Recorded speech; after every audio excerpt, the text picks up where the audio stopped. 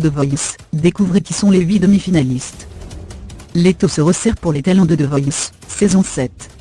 À l'issue du prime de ce soir, ils ne sont plus que 8 à toujours pouvoir rêver du fameux titre de plus belle voix de France. Et voilà, après les quarts de finale de The Voice, les talents ne sont plus que 2 par équipe. Ce sont les 3 talents de Pascal Obispo, qui ont ouvert le bal de cette deuxième émission en direct. Sur Quand on arrive en ville, Xamurican a, comme d'habitude, offert un show ahurissant. Ça n'a pourtant pas suffi face à l'interprétation de l'hymne L'amour d'Echo, qui a été sauvé par le public. Xam a quand même été choisi par son coach face à Betty Patural, qui a été éliminée. Chez Florent Pagny, Ob voulait se rattraper après un premier prime en direct en demi-teinte. Il a pu montrer son impressionnante maîtrise vocale sur un titre de Beyoncé. Raffiato, lui, n'a pas changé ses habitudes, et c'est encore avec une chanson de son idole, Elvis Presley, qu'il a tenté de séduire le public. Pour Yasmine et Marie enfin, c'était un titre de Sam Smith. Les téléspectateurs ont préféré la foot de Raffiato, alors que Florent Pagny a repéré accent circonflexe chez Yasmine et Marie, sur un critère de galanterie. Frédéric Lambois a rendu hommage à sa mère disparue 2 mois plus tôt.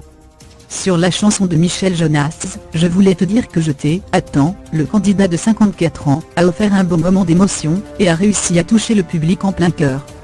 Mika a ensuite décidé de garder le toujours aussi chanceux Casanova, poussé par son coach dans ses retranchements, face à Guillaume.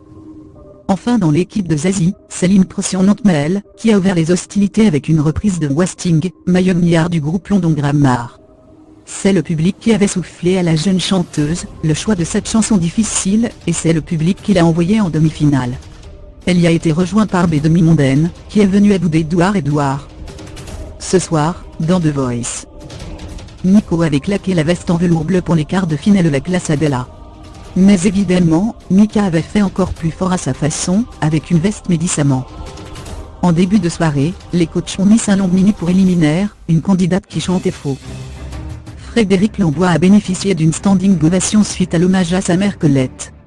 Il y a des candidats plus jeunes, stéréotypiquement plus beaux, et vous avez 54 ans, et vous nous avez tous émus. Le moment où Guillaume, perché sur une boule de Noël géante fait son Miley Cyrus, a péniblement descendu, nous a régalé. La phrase du jour, par Mika. Si tu chantes comme ça, tu rentres chez toi. Le pétage de plomb du jour, par Mika. On a payé pour être là, et on se lève, et on dit, sortez c'est, une là, on dit des choses dures, et si je le suis pas, je suis un CN.